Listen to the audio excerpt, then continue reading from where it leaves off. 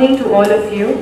I, Vinti Kathuria, on behalf of Ehsaas Women of Agra and Prabha Kitan Foundation, would like to welcome you all for the Right Circle with author Ghazala Wahab. Prabha Kitan Foundation is a social, non-government organization, and its activities are aimed towards the betterment in the arena of education, culture, art, and women empowerment. The foundation has its presence not only pan-India, but also countries overseas. Ehsaas is an initiative of Prabha Kitan Foundation. It is a conglomeration of women from all walks of life who contribute in their own way for the betterment of society. Ehsaas Women of Agra, in association with Dainik Jagran and ITC Mughal, present to you the Right Circle, which is also an initiative of Prabha Kitan Foundation, which brings readers close to the work and lives of acclaimed authors through a series of informal conversations. Now I would request the General Manager of ITC Mughal, Mr. Sameer Jilani, to give the welcome address. Hello, good evening everyone. Thank you for coming here. Thank you for Wahab Foundation, and thank you for all people who are a part of this community. And I would say here that today is actually a very sweet coincidence.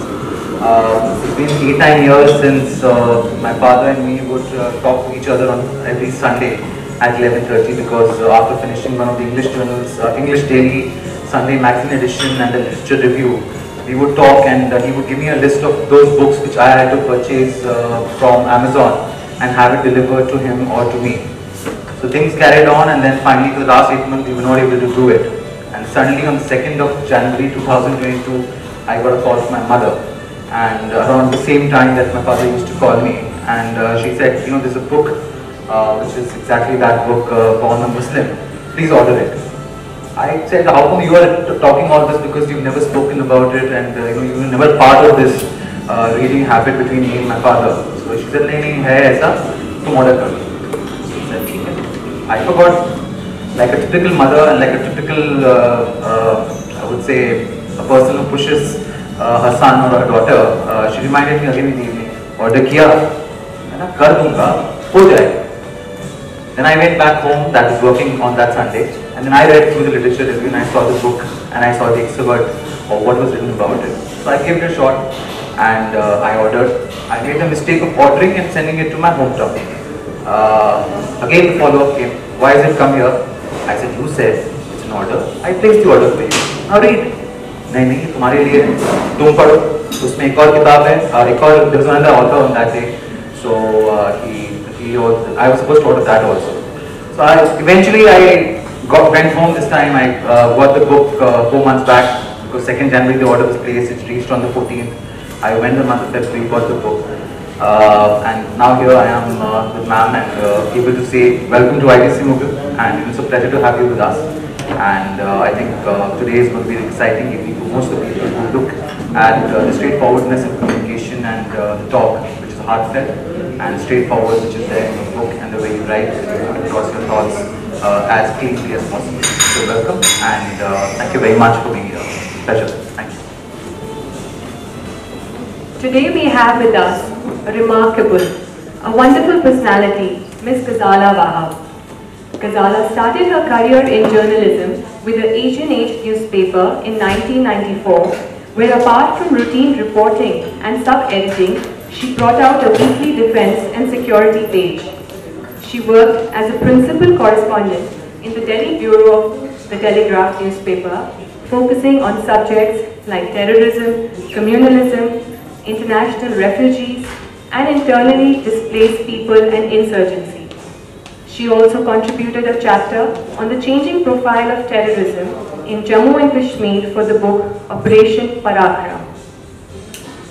In 2003, she started Force, a monthly magazine on national security and defense, and is currently the executive editor in it, and also writes a monthly column called First Person.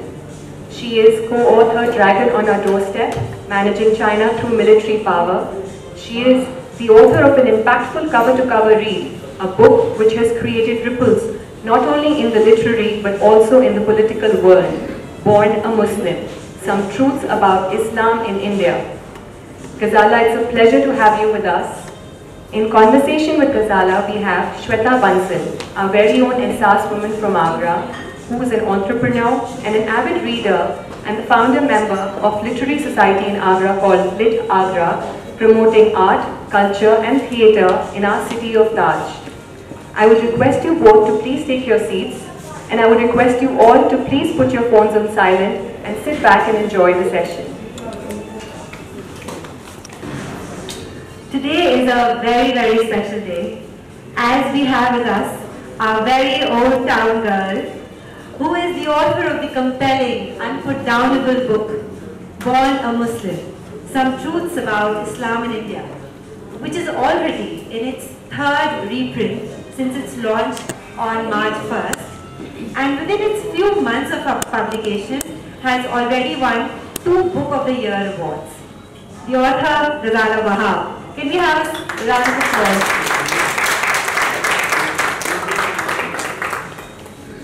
Before starting the conversation, आपके लिए एक छोटा सा शेर बोलने की गुजारिश करती हूँ आपसे। तुम आए हो तो कुछ चांदनी सी है बातों में, तुम आए हो तो कुछ चांदनी सी बातों में, ज़मीं पे चांद कहाँ रोज रोज उतरता है। Thank you so much for being here. बहुत बहुत शुक्रिया Shweta, and thank you so much to Ehsaas Women of Agra, Prabha Khaitan Foundation and the Right Circle. This is almost like a dream come true. When I was writing the book, one of the things which I was fantasizing about was having some sort of a book launch or a book discussion in Agra, because everything started here. This is not just the city of my birth, but also the city which shaped me, my personality, my experiences, but most importantly, it shaped the way I started to think, started to relate to objects, started to relate to events that were happening around me. All of that has been shaped by Agra. And the book came out last year, last March, and one of the things I had in mind was a book launch function in Agra. And unfortunately, we all were overtaken by the second wave of COVID, and everything was put on the back burner. Then things just took over, life takes you over and things happen. That launch could never happen. But I'm very, very grateful to you, and I'm very grateful to Prabha Khaitan for facilitating this and giving me this opportunity to come to Agra, to talk to everybody I have known since my childhood, with my parents in the audience, my brother sitting right there. So it's a feeling which I cannot describe in words. So thank you very much.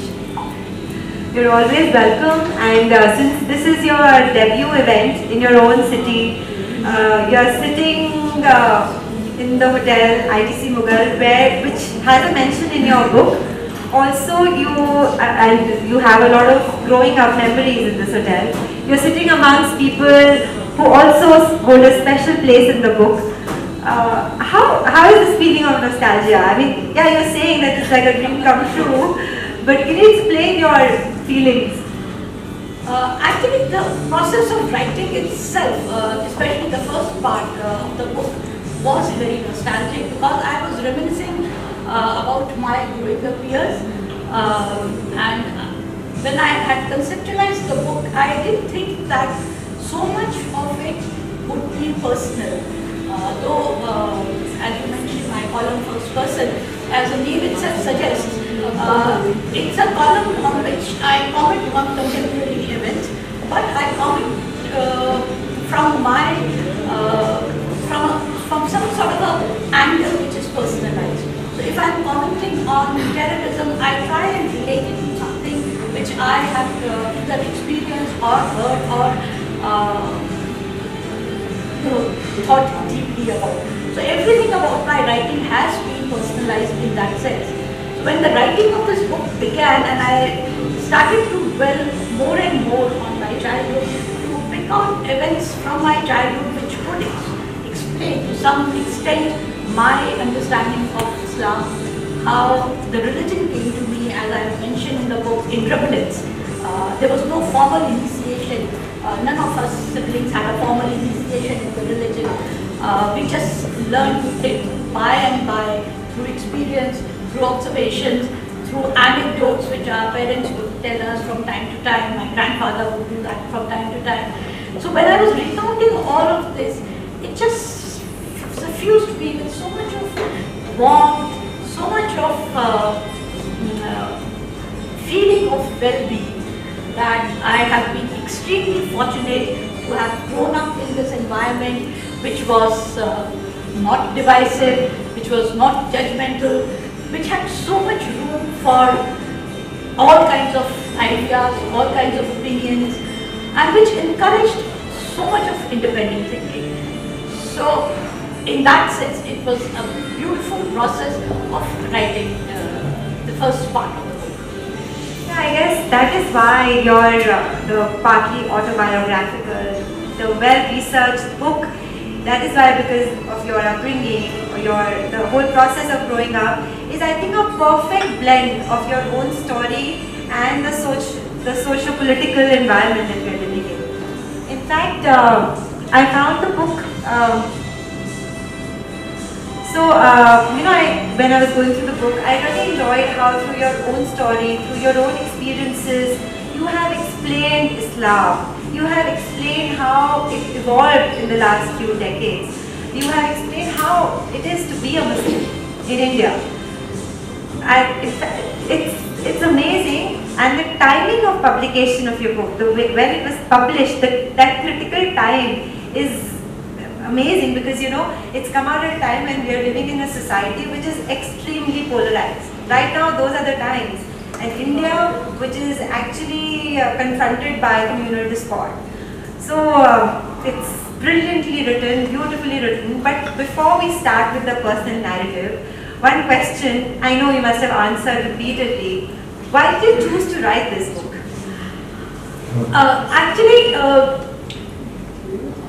I have answered it many times, and my answer is repetitive, so some people may think that I am saying the same thing again. The book emanated partly from my own my writing in the magazine which I bring out, Force, and I write extensively on terrorism. So if you recall, after 9/11, there was a lot of focus on terrorism, and there was renewed interest, or I would say undue interest on Islamic terrorism, and everything was being labeled as jihad. So I also got interested in it. We thought that the biggest threat to the world was terrorism, and I also was party to this kind of thinking. So when I was writing in my magazine, I used to write extensively on terrorism, and this entire decade of late 1990s to the middle of 2000, the decade of 2000, there were a lot of incidents of terrorist violence in various parts of India, and all of them were perpetrated, with a few exceptions that we later on found out, were perpetrated by Muslims. So I was interested in understanding what is it about Islam that motivates a Muslim to actually give up his or her own life for a cause which is so amorphous, a cause which is actually not even something which you can pinpoint to or lay your finger on. So that is how my interest So that is how my interest developed. And while I was working on the subject, I also realized that actually the truth is that there is nothing in the religion per se which talks about causing harm or death for furtherance of any objective. No objective is worth killing a human being. So when I discovered this, I felt that maybe there is a need for this sort of communication to reach out to a wider Muslim audience. So my original target was the Muslim audience. I wanted to reach out to Muslims, tell them that you are not understanding your own religion correctly, you are being misled and you are being used as human for political reasons, for bigotry, or for whatever. So that was the original idea. But while I started to research that, while I started to work on that, I came upon two revelations. The first one was that actually there is no such thing as terrorism. And I was astounded when I made this discovery that what we pass on in the name of terrorism are basically violence sponsored, promoted or prompted by short-term political objectives. So the scope of the book grew from there. Then I also realized that how the Muslims have been feeling extremely marginalized in India, how their insecurity has been growing, and it has been growing even before 2004 when the Modi government came to power. Of course, a lot of other things happened after that, but even before that, there has been a systematic marginalization of the Muslim community in India.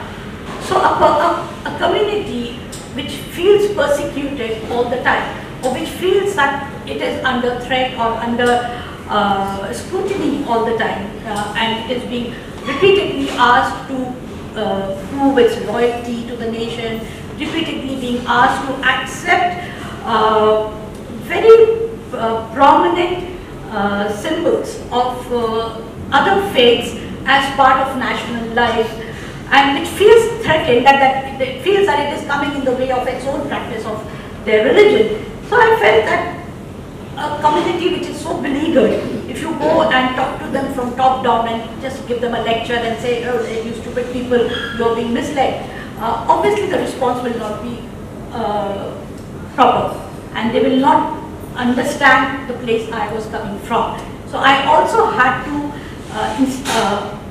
in addition to being a top-down person who was lecturing them, I also had to get inside their mindset, understand where their fears, where their insecurity was coming from, and also give space to that. So that is how the book took shape. So how successful do you think you were in getting into the minds of the did they understand it? Did even like a small fraction of the Muslims understand what you were trying to explain to them? I think so, and I'm very, very happy. Actually, I have not even told my parents this because I got to know about this only this morning. A Malayalam edition of the book is coming out. I was told by my publishers this morning, and the Urdu edition in any case is on the way. And both these editions are being brought out by Muslims. There is a think tank in Hyderabad which is bringing out the Urdu edition because it feels that it needs to be read widely, and a lot of Muslims do not read English, so they are doing that. And there is a former MP from Kerala, from I'm forgetting which party, some Mr. Munir. He is doing the Malayalam edition, and the Kannada edition is also going to come out next year, which is being done by a Kannada writer called Bhanu Mustafa, and again a Muslim. So the book has been received very well by the Muslim community, and I think that is 50% of my job achieved. And I only say 50% because the other 50% is that I want to create a bridge of communication between the Muslims and the Hindus of India, because unless we have this communication going on, we will continue to be suspicious of each other, we will continue to believe the worst of the other, and we will continue to keep ourselves in silos, not engage with each other more. There's a very famous Nazam by Sardar Jafri, so I only recite the first two misras, which is Gushtugu Band Na Ho, Baat Se Baat Chale, Subeh Tak Shame Mulaqat Chale, और हम पर हंसती हुई बरसती हुई तारों भरी रात चले. So we need to to talk with each other openly and frankly. If we doubt one another, if we think that Muslims are like that, just go and ask a Muslim, is it true? Are you like this? Do you do this? Is it true about you? And if a Muslim feels that Hindus are always doing this, just walk across to a Hindu. It's not difficult to find a Hindu in India. Yes, it's not difficult to find a Muslim in India too. Absolutely. I think, yeah, hand in hand, and that's how a nation can progress. Not by just this divide and rule policy that is going on even now in today's times. You're absolutely right. So, coming back to your book now. I'm sorry, I'm fond of talking a lot, so I'm telling too much. No, but I think that is a very interesting insight, you know, and these kind of talks are very important in today's times to understand the reasons and to approach each other with a very, very open mind is very important. Absolutely. Okay, so getting back to your book. Yes. Your book starts with a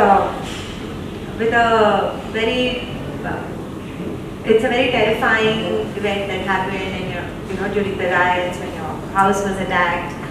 And when I read about it, I was, that hair-raising incident was very shocking.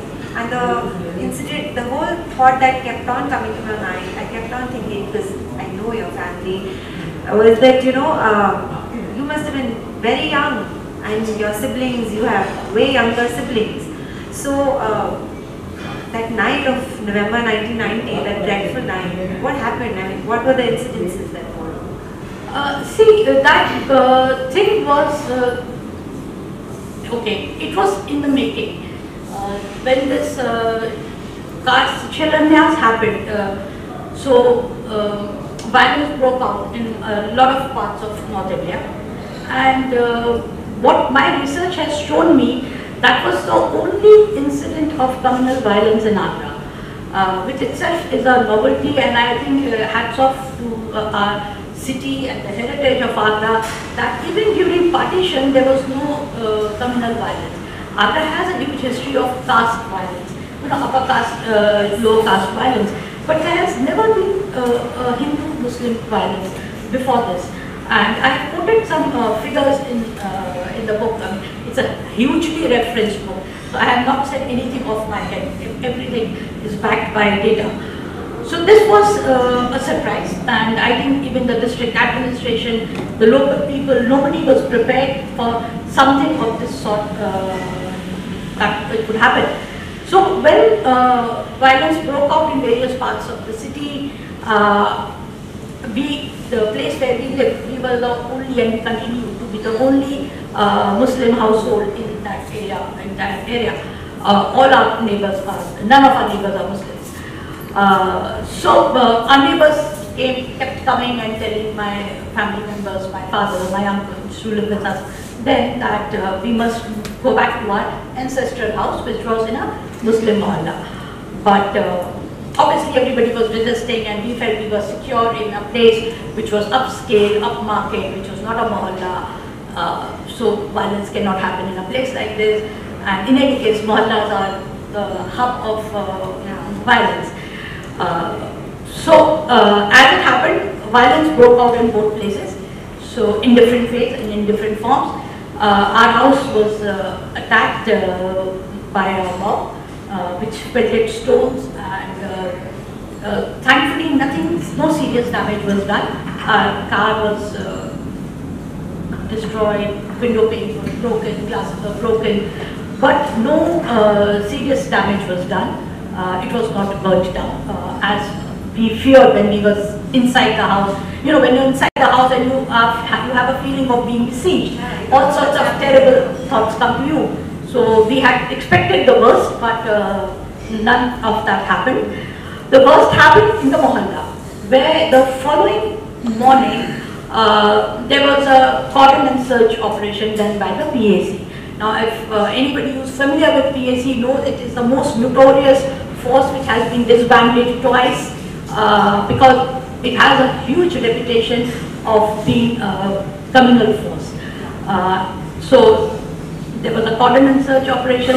They rounded up all adult men and this small mandola where my uncles used to live, obviously a Muslim mohalla, so all Muslim adults were rounded up and taken away. My cousin was also, was a teenager, I think 14 years old.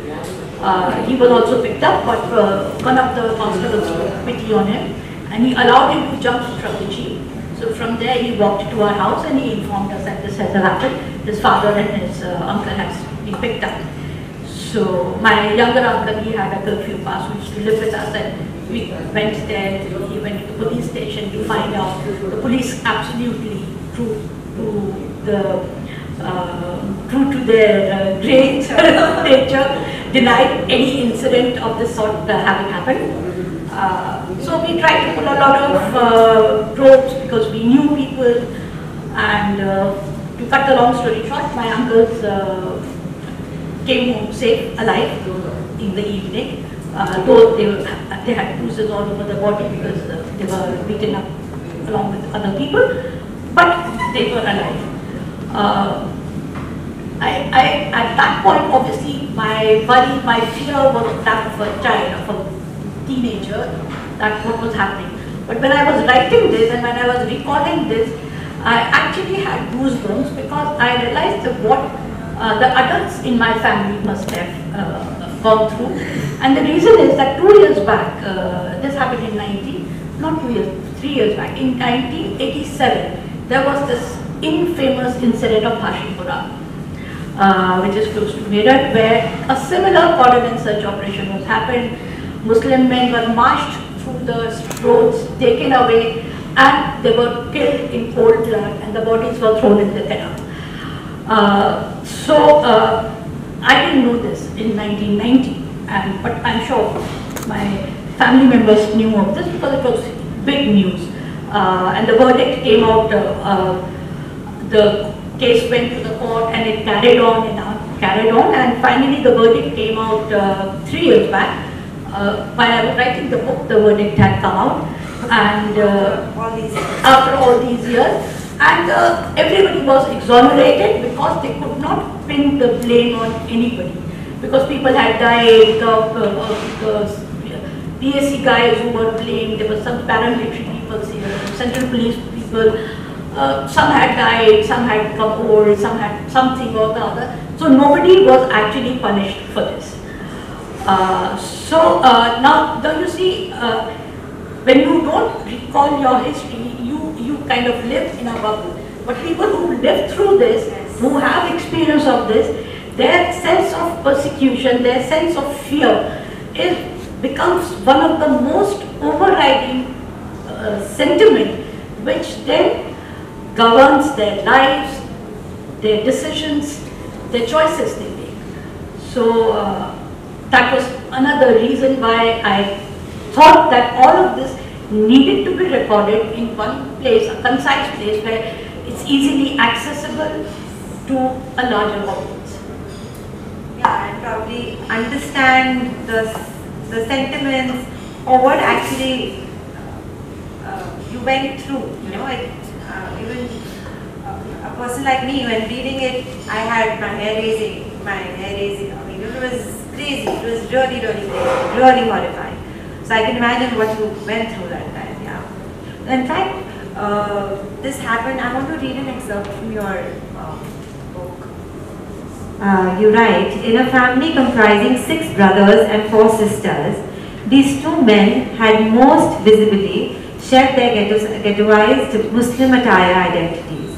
They were at home in the social, cultural and economic life of Agra, hobnobbing with the who's who of the city, and yet, when it came to communal division, they were nothing but Muslims, forever suspects, forever scapegoats.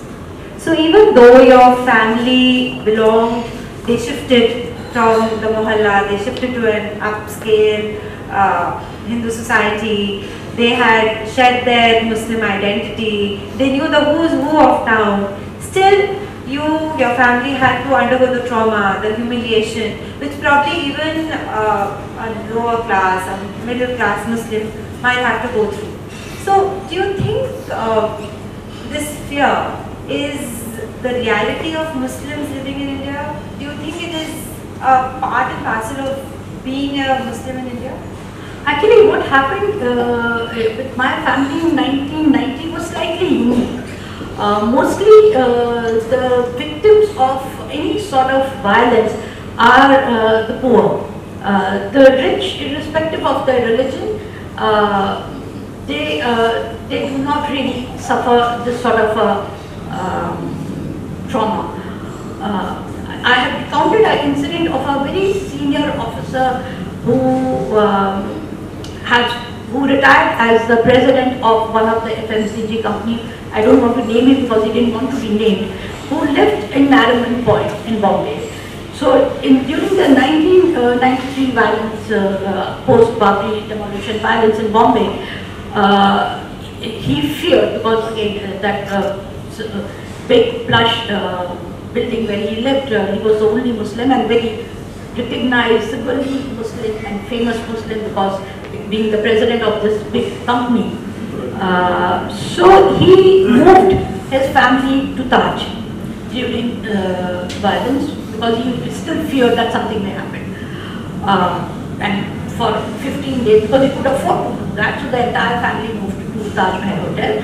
And when he came back, he realized that the door of his house, the flat, the penthouse was vandalized, the plants were vandalized, but nothing serious happened. But we know the figures of people who died. So for a person who has the resources, violence is a slightly remote possibility. I mean, you may feel or you may face discrimination, probably at workplace, probably at educational institutions, but it's rare that you will face violence. So I think in this, I'm sounding a little prejudiced, but the truth is that people of a certain class and caste in India are always privileged over others, and I mean, we have to be honest and realize that we are blessed to have these privileges. So you mean to say like communal violence is more prominent in the lower classes of the society? Yes, and victims are usually poor people. Actually, by victims, even the perpetrators are poor. See, a person who has the resources won't become a part of the mob. I mean, the mob itself comprises people who are poor. So basically, it's bloodletting between the poor people. So coming to your story of growing up, you have mentioned that you had two different, very contrary set of friends while growing up, you know, in college and in school. So in college, when you were in college and when the Mandal Commission happened, when the anti-Muslim prejudice was very prevalent in the society, your college friends never questioned you about anything. They never asked you that how is it to be a Muslim, or are there any challenges that you face. Contrary to this, when you were in school, you were bombarded with questions that what happened during Ramzan, why do you fast for so many days, do you bathe every day, what kind of food do Muslims eat, do you put meat in every food that you eat, and there are questions like, you know, how many mothers do you have? So you grew up with friends your own age, but with very different insights of Islam. So how is it to you as a child? How did Islam what was your take on Islam? You know, I'm extremely grateful to have grown up with the kind of people I did. My school friends were absolutely untouched by any kind of prejudice. And that is what I said in the beginning, that if you are curious, curiosity is a very good sign. It's a sign of a healthy society. If you're curious, you ask questions. So if somebody used to, or any friend asked me question about my lifestyle, my religion, I was never offended. I always took those questions very seriously. I used to come home and ask my mother that, so ये ऐसे क्यों होता है, हम ऐसे क्यों करते हैं? And my mother would patiently explain to me, or my father would explain to me, and then I would go back and explain to my friends. But when I went to Delhi, I realized that after a point, being my friend was a mark of their tolerance, mark of for the rest of my class. They had no curiosity about me or slum, not that they knew about slum. They had their prejudices, and their prejudices used to come out from time to time, but they had no, they made it evident, but they had no curiosity. It was like, we know this is the truth, we don't need to know anything more. So the curiosity was not there. And the moment you realize, or the moment you convince yourself that I need no further education or I need no further information, it means that you are actually shutting the door to your brain. You are shutting your mind to new ideas. So that was the difference. The other difference is when I went to college, that was the year when the voting age was reduced to 18 years. Rajiv Gandhi government did that, and we all were first time voters. And for all his faults during his first term as Prime Minister, he was, for the youth, I mean, at least I thought, a very likable person. And I was determined that I would vote for Rajiv Gandhi in the next election, which he lost. But all my classmates in my college, they were voting the BJP. And I had not heard of the BJP until then, because BJP was a newly formed party. BJP as a party came into existence only in 1980, and I'm talking of the 1990 election. So within a span of 10 years, and in 1984, after Indira Gandhi's death, BJP got just 4 seats. So it actually was a party on the periphery of India's politics.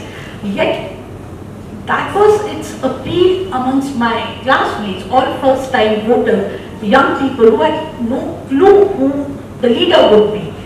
Because obviously this was what they were getting from home. This is how they were taught, or this was their exposure. So that was the difference, and it was a bit, I was a bit taken aback that we were so different. There was one leader who was promising, there was telecom revolution which happened in India. Everybody had telephones now, and internet was just coming in. There were early signs of internet coming in. There were so many new things were happening, but that was not driving the youth. So that was a bit of a, I wouldn't say a shocker, but a setback to my idealism at that point. And then Mandal happened. So Mandal also was, again, it came from the same premise. I felt people who were opposing the reservation, the Mandal reservation, came from the same space who were supporting the BJP. Because ultimately, the whole process of opposing or even self-emulation. There was a famous case of one guy whose first name I'm forgetting, Goswami. His second name was Goswami. Rajiv Goswami, who emulated himself.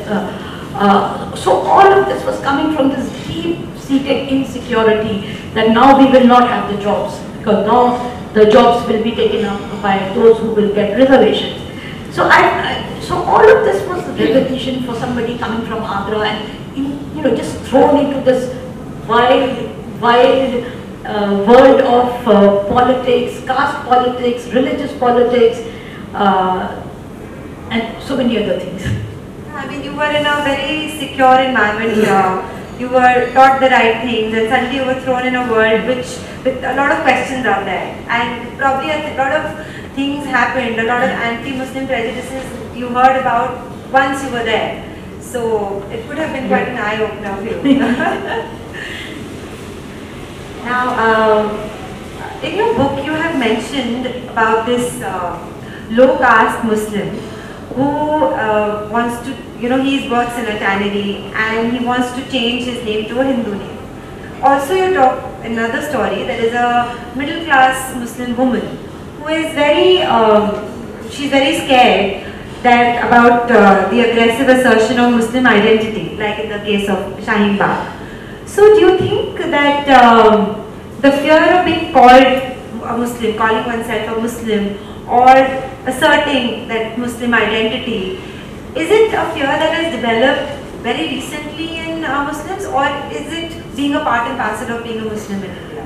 Actually, I wasn't aware of Muslims of a certain class changing their names for employment. I discovered it only recently, a few years back. I was not aware of this, and when I got to know of this, I was quite surprised. And people who were telling me were surprised that I didn't know of this.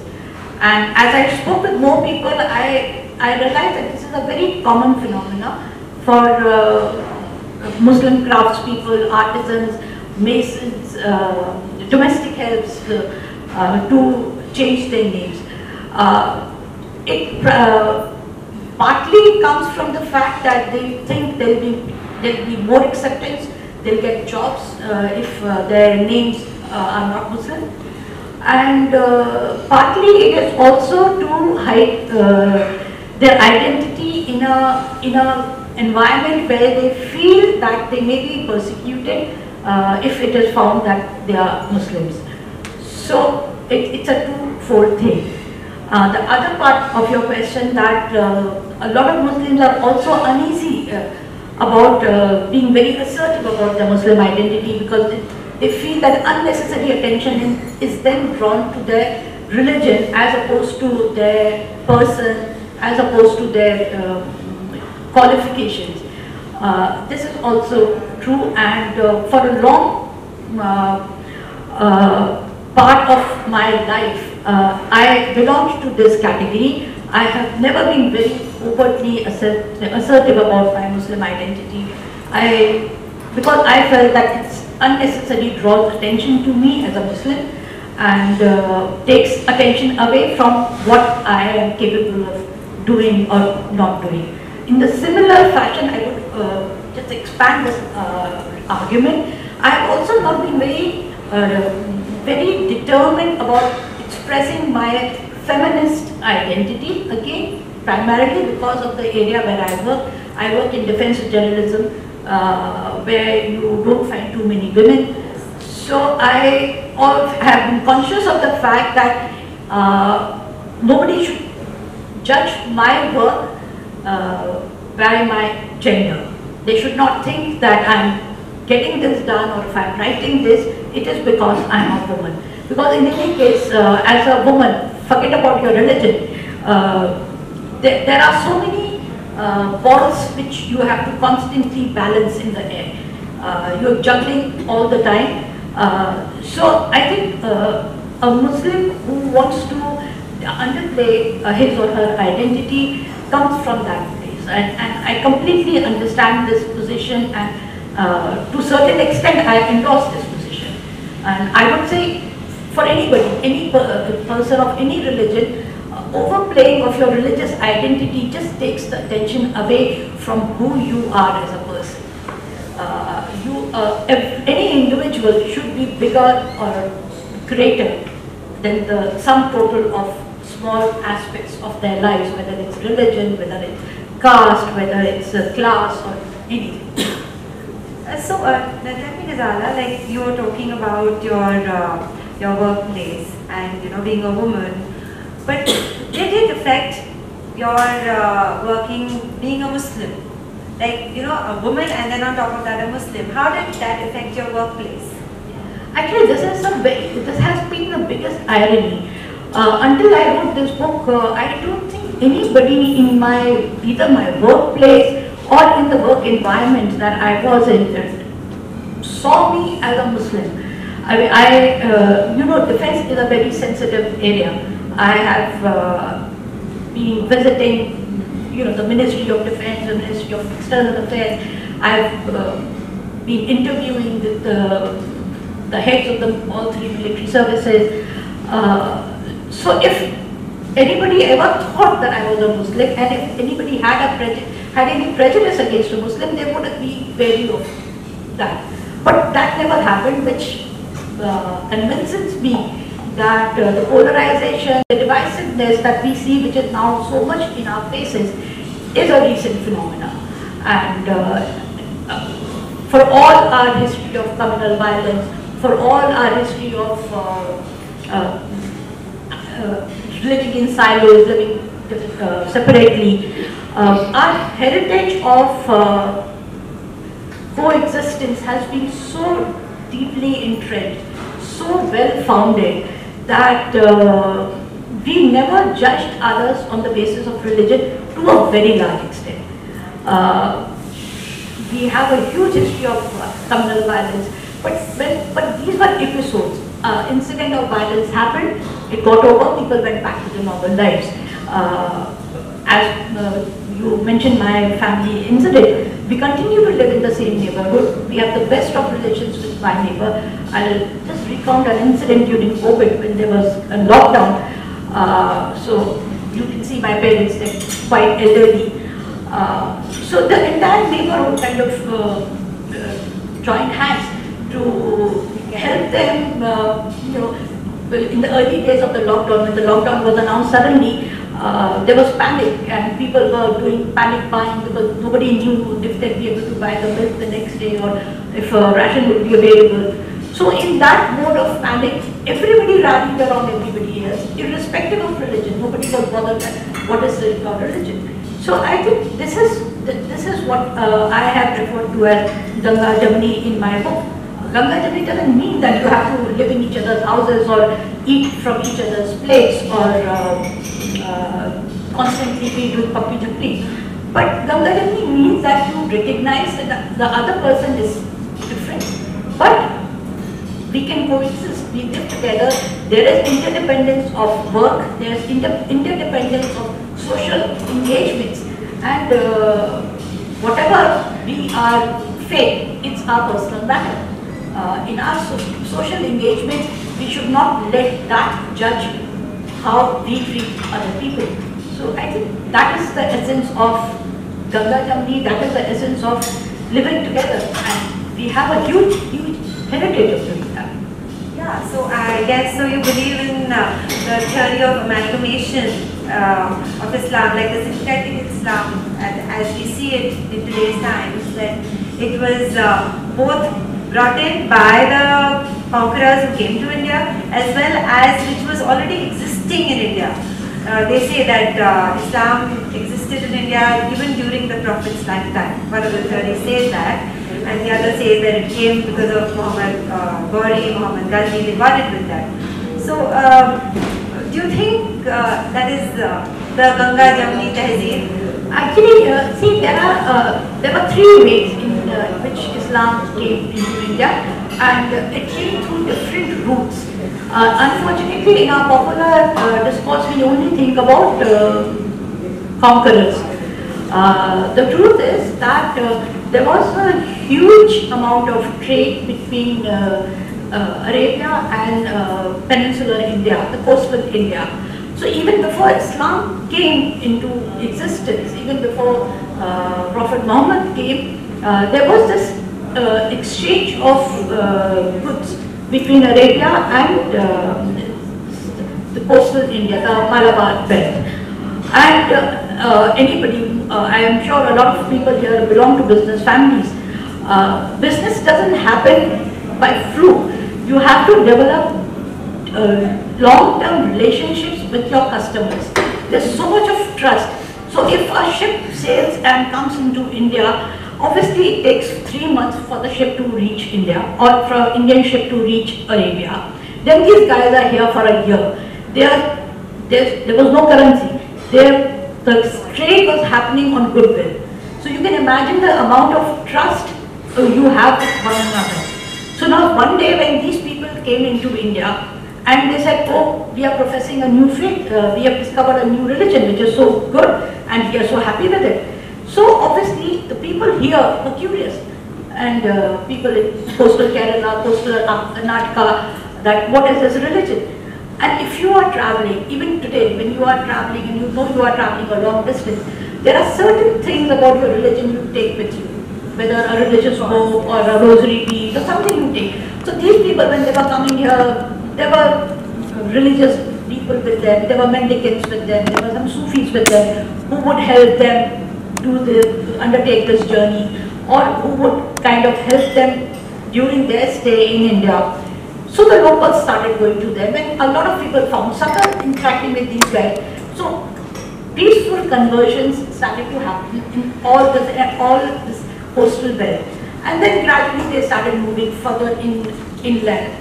The level of conversions was such that one of the dynasties in Kerala, the Pandyas, they converted to Islam and they appointed a Muslim, I'm again forgetting his name, some Buddhi mentioned in the book, bad with names, as his prime minister. And then he sent him as his emissary all the way to Mongolia. So that was the level of interaction, engagement and trust. Now, this was one part. So it was traders, business people, and it was Sufis, religious leaders, ulama, not ulama really, but religious leaders. In the northern part, then you had, from Khyber Pass, you had the invaders coming in. Now when the invaders came, they plundered, they did whatever they had to do, destroy temples, loot the wealth, resources, and went back. But when they came, a lot of their soldiers who had done this journey, they didn't want to go back. They were tired. So they said, we just settled down here. Some fell in love with local women, some married locally, and they settled down. So even when, by the time Qutbuddin Aibak, who was regarded as the first invader into India, who came to Gujarat and defeated King Dahi, even when he came here, he found a local indigenous Muslim population living there. So this population was living there before the invasion happened. So this population had obviously grown organically through traders, through Sufis, through whichever way, but not through the invaders. Now, when the invaders came, after that empire building started to happen, the Delhi Sultanate, Bengal Sultanate and all this happened. So whatever is the center of power, other people come, because where the power is, employment is there. So artisans, craftspeople, traders, people who translate your scripts, writers, historians, they all started to come in and started to settle down here. So the population has grown in various ways, and the convergence to Islam happened in multiple ways. It was not just one way. Encouraged locals to convert. They preferred locals to practice their own religion. And the jizya tax was imposed on all non-Muslims, whichever the country was. It is not just India. So the existence of a non-Muslim population was a source of revenue. So they did not encourage people to convert. So to say that they were converted on the fear of death is not entirely correct. The other thing was, there was a resistance to convert, very bad word, but non-caste Hindus. I don't know what is a better or polite way of saying this. There was a resistance to convert Dalits, or people who carry knives. So that was another resistance, because Muslims who came, they came with a sense of superiority, and they wanted to retain that line of purity. And Islam insists that everybody is equal in the eye of Allah. So whether you are rich or you are poor, whether you are high caste or low caste, you are all equal. And which is why you see when they say namaz, they have to stand, the men have to stand so close that their ankles touch one another. So that was to take away the sense of untouchability. So they had resistance. Caste barriers or hierarchy. Ideally. But when you come with the superiority, so you didn't want a person who you looked down upon to be equal to you. So there was resistance to convert them. Eventually they did convert, and a lot of Dalits, a lot of non-caste Hindus became Muslims, artisans became Muslims, but there was a resistance. So all of this militates against the notion that there were mass conversions happening on the fear of death, which is not correct. Okay, so you mean to say that this was all, if you wanted to become a Muslim, convert yourself, it was only then, just out, it was not out of fear.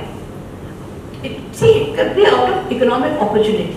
Yeah. See, if you are of the same religion as the ruler, then you think you will get benefits. You think you will tax will become less. Tax will become less, you may get better employment. So there could be coercion of this form, but there was no coercion of saying you convert now or you will be dead. There is an incident which I have narrated, and again from the history textbook written by, okay, now what is this guy's name? Our foreign minister's name is Jaishankar, S. Jaishankar, yeah. Jaishankar's brother, he's a professor of history in the US. He has written a very good book on medieval India. Yes, so I think last year it came out. No. It's an earlier book. So I have quoted from that book. Now I can't remember the name, his name. Some Jaishankar. Anyway, so he narrates an incident, and this was during Alauddin Khilji's time. That the ulema, some people were rounded up for Hindus for some offense. So the ulema, the high priest in the court, he said that they should be asked to convert or they should be killed. So Khilji told this ulama that your religion is your religion, my administration is my job. You cannot interfere, I will not interfere in your religion, you do not interfere in my administration. I will not allow religion to interfere in administration. And if they did not do this, then there was no way a minuscule population to stay here in a state of perpetual fear of the majority which was Hindu. They couldn't have survived. So the fact is that they survived, they thrived and lived long enough to establish so many, not just monuments, symbols of fashion, clothing, food, so many things. Was possible only because they encouraged and they recognized the fact that they have to coexist. They have to be tolerant, they have to accept the existence of the other as their own. Yeah, so they were more secular in their mind than actually we are, in today's times. We are led to believe. We are led to believe. They were more tolerant for sure. So now let's talk about the women, the Muslim women. I would really like to know about, because they have been a topic of discussion, national discussion in the past few years, be it the recent hijab law or the triple talaq, the halala, a lot of issues which were raised and talked about. So are these issues based on, are they mentioned anywhere in Islam, or is it only the Indian women who actually have to face these issues, or is it a worldwide issue?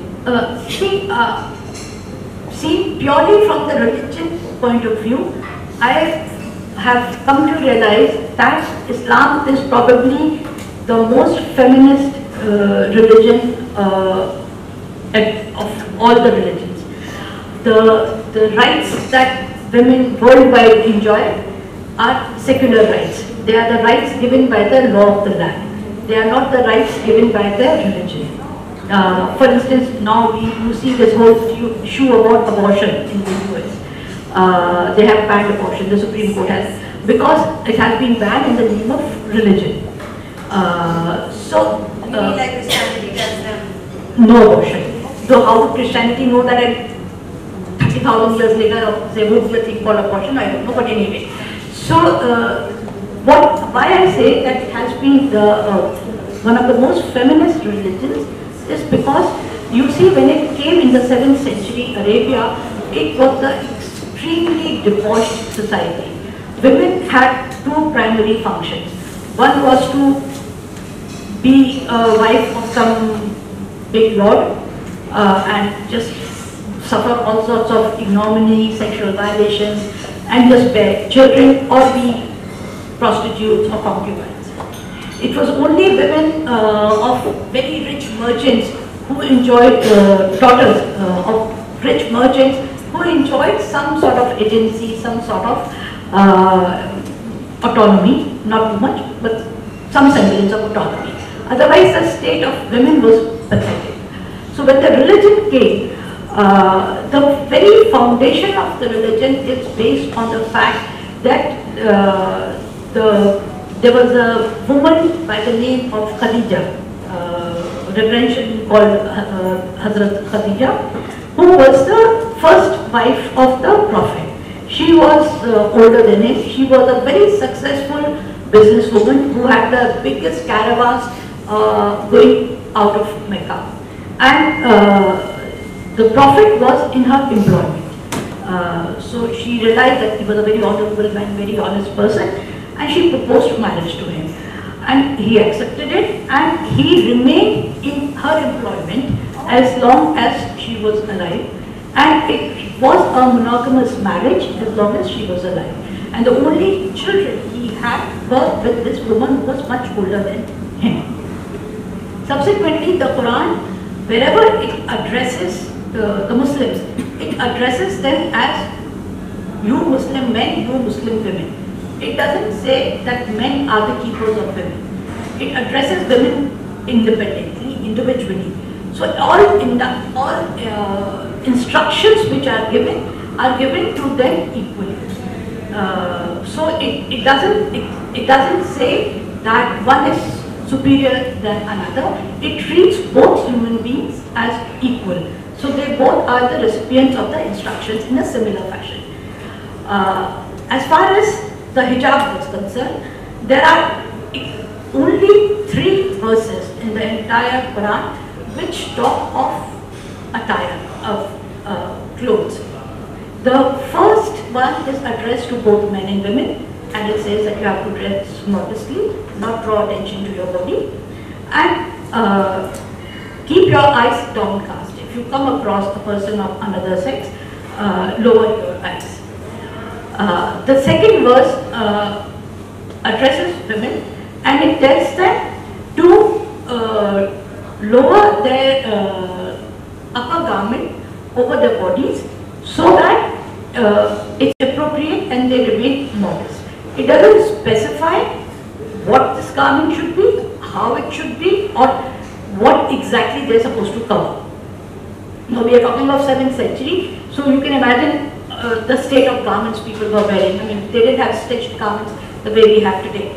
And the third verse is the most interesting verse. Before this verse was revealed, there are a lot of anecdotes which preceded this verse, which are recorded in the book of, it's called Hadith. These are basically historical records from the Prophet's life. So there are several of these hadiths, several of these records, which say that one of his companions kept insisting the Prophet that, look, you must tell your women, Muslim women, to cover up and they should not step out. And the Prophet resisted, and he said, no, why should I tell them anything like that? This continued for a few days, and then what happened? They were in an area where a battle was going on. It's a very famous third battle which the Muslims fought. It's called Battle of Trench. So, and it is called trench because the enemies had dug the trenches around where the Muslim community was. So, and they were attacking them periodically. They were raids on their camps. So at night when the women used to go out to relieve themselves, the Muslim women used to go there. So there were bandits in that area. The enemy used to send some people to harass these women. So they have started tropes and tropes on how women should dress up. So women have been a very important subject for all Muslim male scholars. I mean, they have been obsessed by the body of woman. So they've been saying how they should cover themselves up. There are actually texts which suggest, and non-Quranic texts written by Muslim men, which say even the nails should not be visible, eyes should not be visible, they should wear a mask over their nose. I mean, you will find women dressed, covered from head to toe. You may have seen those images. All of these are ancillary texts written centuries after the death of the Prophet and written entirely by men. To probably disempower women. Or Exactly. show their superiority. Because this is nothing to do with Islam.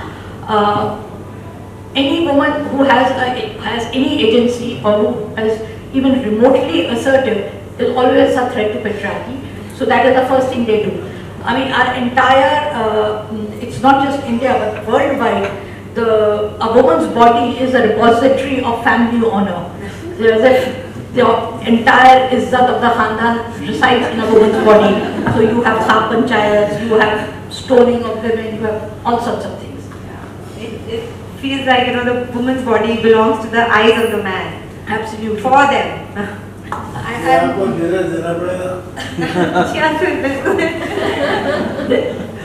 There is an anecdote I have narrated in my book.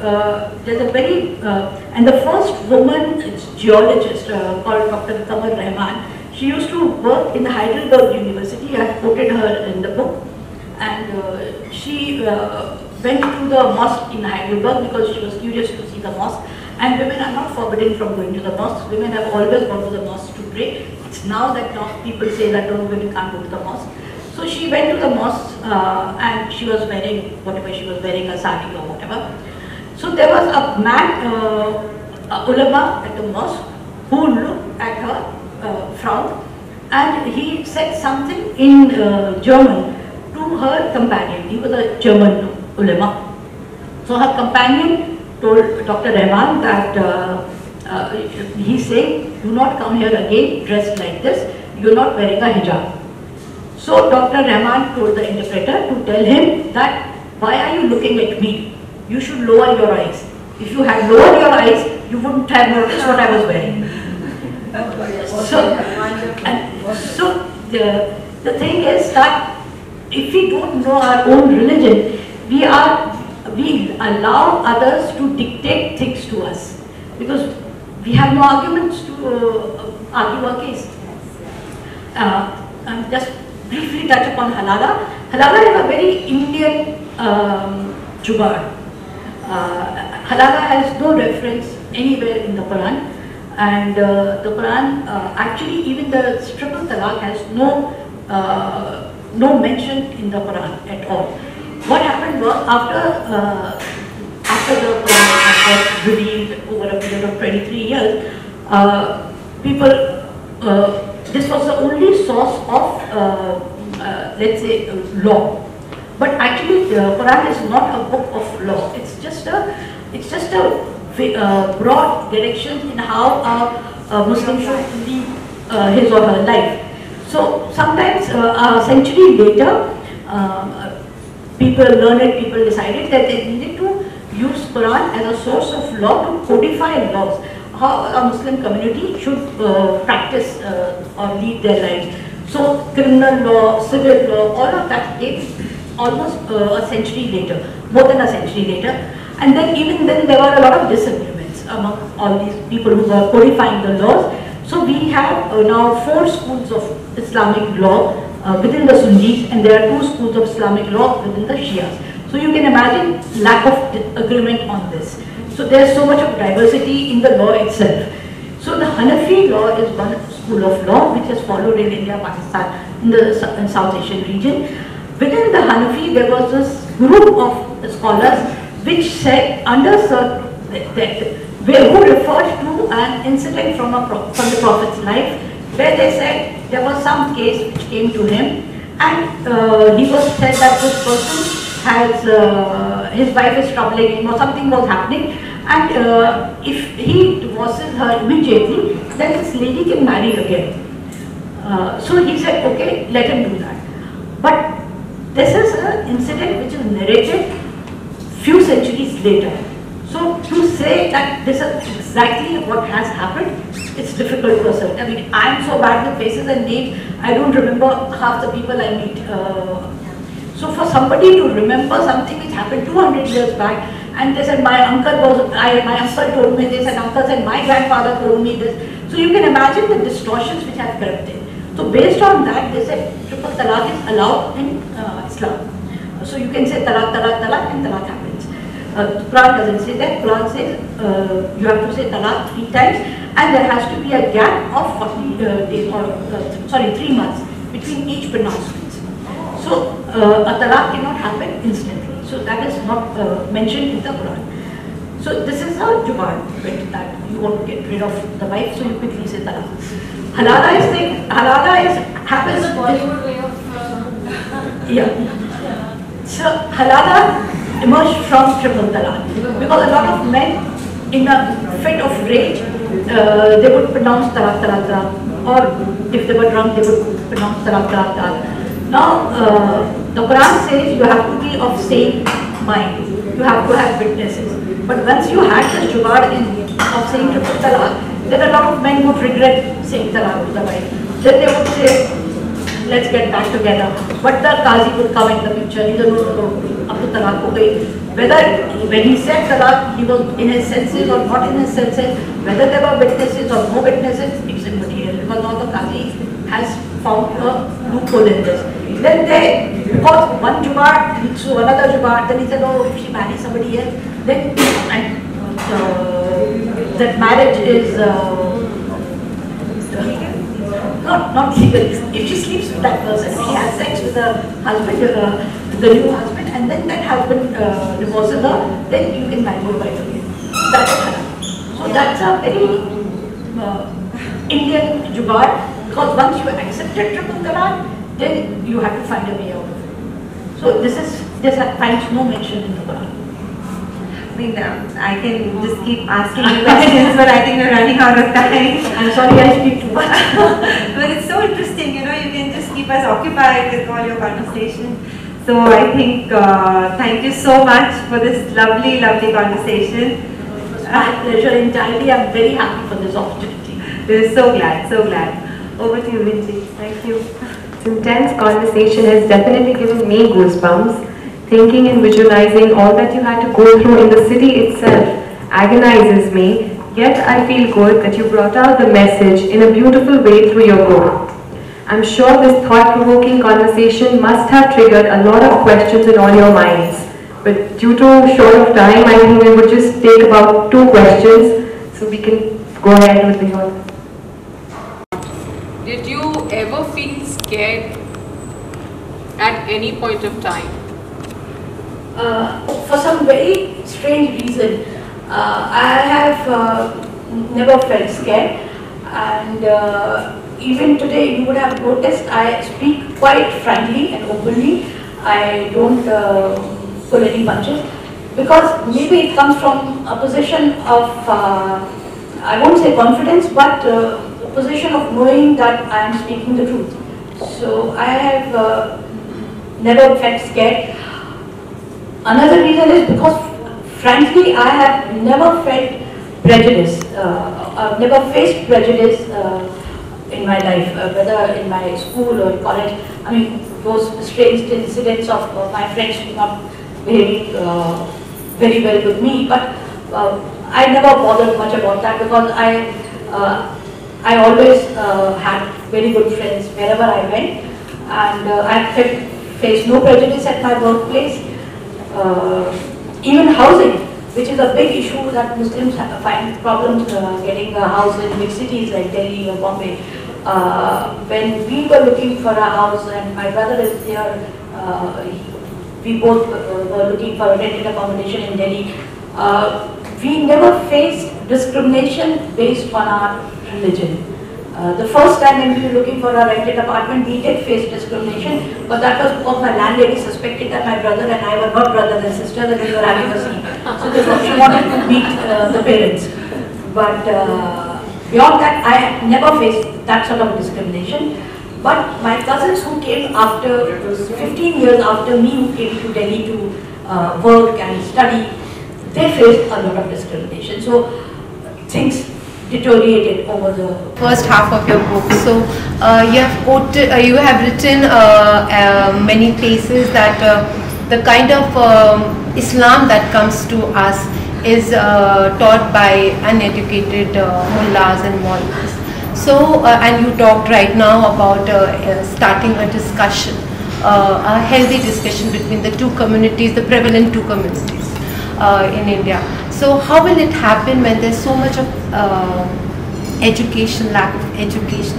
Understanding comes with an insight, a broader mindset comes when you are educated and when you are open to the new idea. So when we talk about polarization in today's world, and it was not there when you were growing up, when I was growing up. We never thought that Ghazala is a Muslim, I am a Hindu. Never we had those thoughts. This is coming more because one sect of people are sticking to the old way of life, of not going to better schools and education and getting a broader mindset.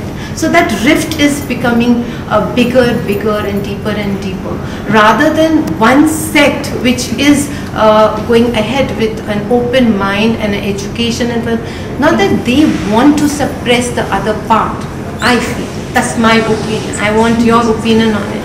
It is because this part of the people, and generally I am not talking of the affluent class in the Muslim society, and you also write about that society which does not know what is Islam actually is, and they are following a hearsay Islam, yeah, which has been passed over the years by grandparents and all, by the Maulvis, and they are holding on to it because the moment they lose power, nobody is going to come to them.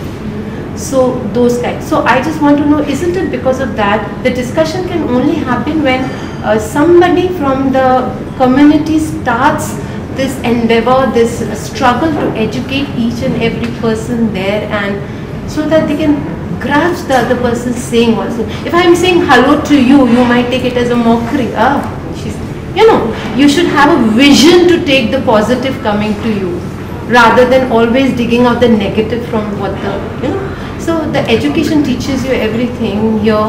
So don't you see that kind of a thing should happen, rather than just pinpointing for you? There are angles to your question. Yeah. One is about the illiterate Maulvis.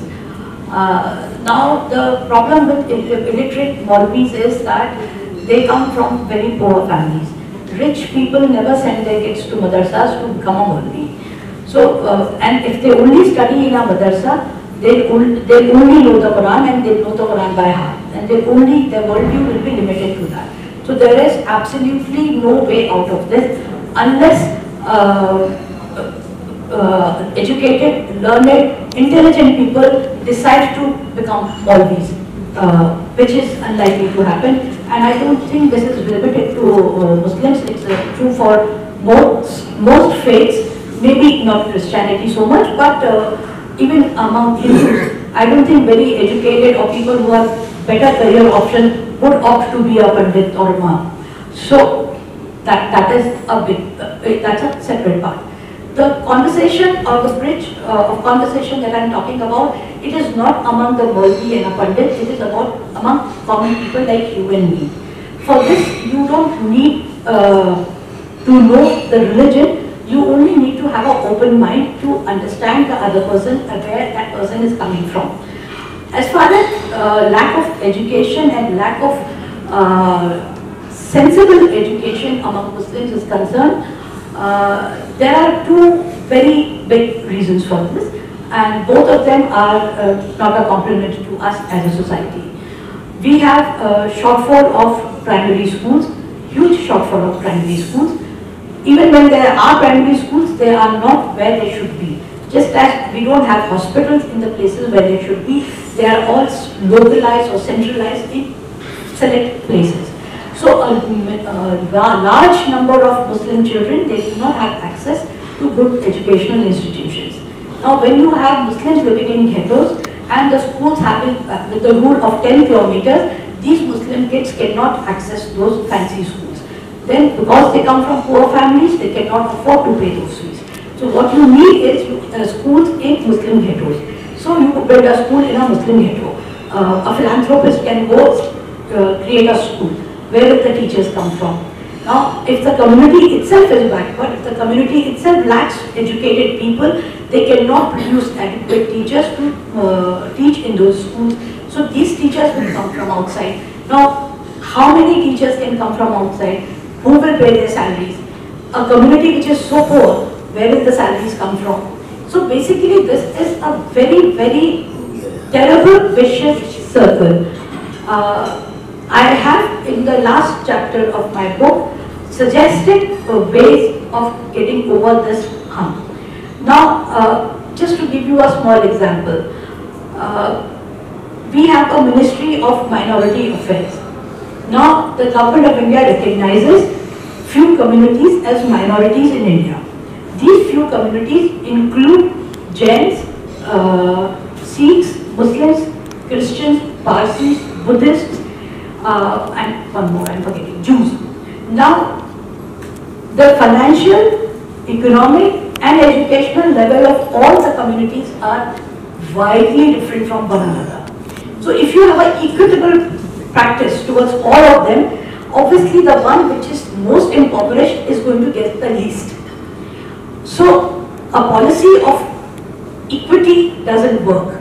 You need to have a bigger affirmative action to help somebody who needs more help. Now, under the present circumstances, given the polarization, given the myth of Muslim appeasement, this is not going to happen. Because the moment you say, okay, we are going to give a little bit more to Muslims, everybody will jump up and say, oh, appeasement is happening, tushrikaran ho raha hai Musliman. So that is a problem. So we actually, it's only the civil society, people like you and me, who have the capacity to understand, who can make the difference, who can initiate policy, or who can force the government to initiate policy, or who can create trusts among themselves. Large amount of Muslim charity, the zakat that I'm talking about, goes to madrasas, goes to mosques, upkeep of mosques. Maybe some of that could be channeled towards educational institutions. But somebody needs to take this initiative. Somebody needs to build an organization which others can trust, so that they feel that this money is not going to be squandered off, this money is not going to be siphoned off by one individual. So it's a huge task, but it has to start somewhere. And I don't know where it can start, but I have suggested a few things in the end of my book. So let's read the book. Yes, please read the book. Thank you so much. I believe that religion is a way of life, and the only one religion which should be followed worldwidely is humanity. So, leaving this apart, I would like to ask, so what do you think that if there would be a uniform civil code in our country? Uniform civil code has been carried out in a manner which appears that it is going to take away all the rights of Muslims. The truth is, a uniform civil code basically means that everybody has the same law. No, not justice to all, same law. Now, in any case, in India, the law of the land is the same. There are, the only way lack of uniform civil code or a Muslim personal law impacts upon national life is in the matter of marriage, divorce and inheritance. Now the true fact is a Muslim marriage, nikah, is recognized by the law. If you have a nikah certificate, then you don't need to register your marriage. I mean, you register your marriage if you have to go abroad for your family or for various reasons. But otherwise, as a document, it is recognized by the government. Now, if you have a UCC, then the law will say that, okay, your marriage is your personal matter, but the certificate has to be registered. It's not a big deal. You can register your marriage. Similarly, a divorce. So, if a Hindu woman is getting compensation after divorce, alimony after divorce, a Muslim woman could get a similar kind of alimony. Not many people know this, that Rajiv Gandhi is maligned for Shabano case, but the same Prime Minister also passed the Muslim law, Muslim woman, some act, Muslim Women Protection Act or something, which his government passed. Under this act, upon divorce, a Muslim woman is entitled to get a lump sum amount, which is a percentage of the husband's earnings at the time of divorce. So it kind of balances off the alimony. So within our law, we have created an equitable justice system also. But because when we talk of UCC, we suddenly break this up as if this will take away their rights from the Muslims. So Muslims get agitated and all the Muslims start protesting, no, this is the only thing left with us. The truth of the matter is that it is immaterial. If this law was, or if this argument or this discussion was held in a slightly more sensible manner, then even Muslims who are resisting it would realize that actually there's nothing much to resist. Religion, Hindu or Muslim should not come in between law. The law for Muslim or law for Hindu should be.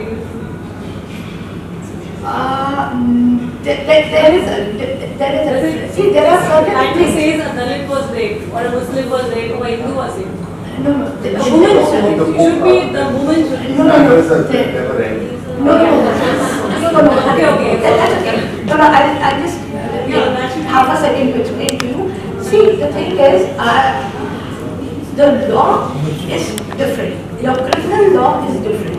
If a Muslim or a Hindu or a Sikh commits a murder, he or she is treated the same. It's a criminal offence. It's only in the matter of civil, which is your personal matter, when few communities have their own laws. It is not just the Muslims. Parsis have their own laws of inheritance. It's not the Muslims alone. And this doesn't impinge upon the larger society. If my father wants to give certain property to me under the Islamic law, a daughter is entitled to a certain percentage, how does it affect anybody else? But if I kill somebody, then it affects the society.